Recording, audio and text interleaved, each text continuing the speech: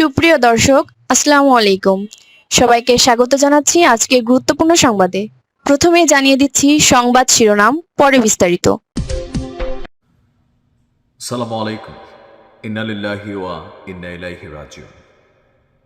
বাংলাদেশের তিনবার প্রধানমন্ত্রী, আপসী নেত্রী, ওনার নামের সংজ্ঞার শেষ নেই। একজন সাধারণ গৃহবধূ থেকে বাংলাদেশকে লিড করেছেন মরহুমা বেগম খালেদা জিয়া। আজ সকাল 6টায় রাজধানীর এভারকেয়ার হাসপাতালে চিকিৎসাধীন অবস্থায় তিনি মারা যান।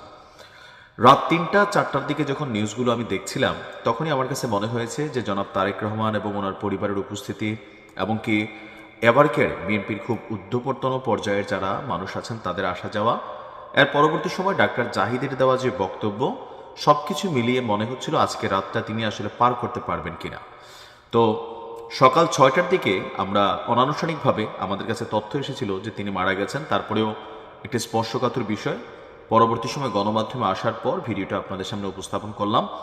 বেগম খালেদা জিয়া মারা গেলেন। তো আসলে হঠাৎ করে কি হলো আজকে রাতে, যে ডাক্তাররা বলছিলেন যে মোটামুটি আরও হয়তো কিছুদিন বাঁচতে পারেন তিনি, অথবা উন্নত চিকিৎসার জন্য তার বোর্ড বা বেগম যিনি জুবাইদা রহমান আছেন ওনার পুত্রবধূ, তাদের যে পরিকল্পনা ছিল, কেন আসলে হঠাৎ করে এমন হলো।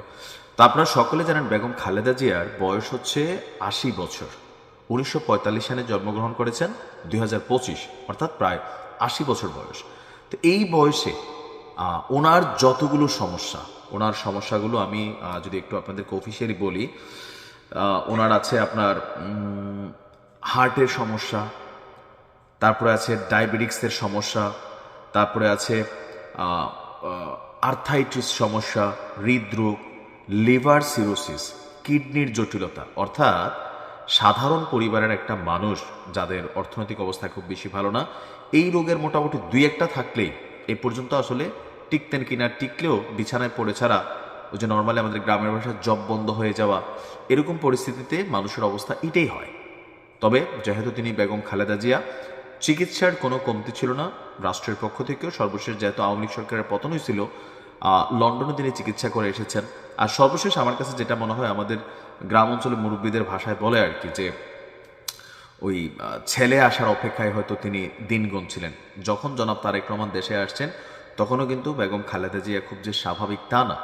হাসপাতালে তিনি দেখতে গেছেন, আইসিইউতে তার মাকে দূর থেকে দেখছিলেন, কিন্তু মায়ের সাথে কোনো কথোপকথন অথবা মা ছেলের মধ্যে চোখ চাওয়াচাই এমন হয়েছে কিনা জানি না, কারণ তিনি দীর্ঘদিন যাবৎ যে অবস্থায় আছেন, মাঝখানে কিন্তু একটা খবর ছিল এরকম যে ওনাকে লাইফ সাপোর্টে রাখা হয়েছে। উনি আসলে বৈজ্ঞানিকভাবে তিনি জীবিত থাকলেও তিনি মারা গেছেন, এটা কিন্তু মাঝখানে খুবই একটা আলোচনা হয়েছে। আর এরকম অনেকে বলতো যে জনাব তারেক রহমান দেশে আসলে অথবা নির্বাচনের আগে বেগম খালেদা জিয়ার মৃত্যুর খবর প্রচার করা হবে নির্বাচনটা সিম্পেথি পাওয়ার জন্য। কিন্তু দিন শেষে যতটুকু আমরা বুঝলাম যে না, তিনি সুস্থই ছিলেন, মানে যেই সংকটময় মুহূর্তে তিনি পার করছেন সেই সংকটময় মুহূর্তে ছিলেন। তো আজকেও যেটা হয়েছে, ওনার সর্বশেষ এই যে দীর্ঘশ্বাস, যেটা মানে কি বলা হয় যে অ্যাজমা টাইপ যেই সমস্যাগুলো হয় আর কি, নিঃশ্বাস নিতে সমস্যা, এরকম নানান সিমটমগুলো গতকালকে থেকেই ওনার অতীতের সময়গুলোর তুলনায় বেড়ে গিয়েছিল। তো গভীর রাতে তিনি শেষ নিঃশ্বাস ত্যাগ করেছেন। সবচেয়ে বড় কথা হচ্ছে আল্লাহ পাক ওনার হায়াত আজকের দিন পর্যন্ত রেখেছেন, সেই শেষ নিঃশ্বাসটি গ্রহণ করা পর্যন্ত তিনি আসলে বৈজ্ঞানিকভাবে হোক, অফিসিয়ালি হোক, অনঅফিসিয়ালি হোক, তিনি জীবিত ছিলেন। তো আমরা দোয়া করি। আবার কেউ কেউ বলছেন যে তিনি শেখ হাসিনার পতন দেখার জন্য জীবিত ছিলেন, কারণ বাংলাদেশের যে রাজনৈতিক কি বলা হয় যে ধরেন দুর্বৃত্তায়ন, একটা দল হইলে আরেকটা দলকে কিভাবে সাইজ করা যায়, ক্ষমতায় থাকলে বিপরীত দলকে, দলের নেতাকর্মীদের কিভাবে সাইজ করা যায়, এর একটা বড় উদাহরণ কিন্তু কোথাও না কোথাও আওয়ামী লীগ সরকার তৈরি করেছিল।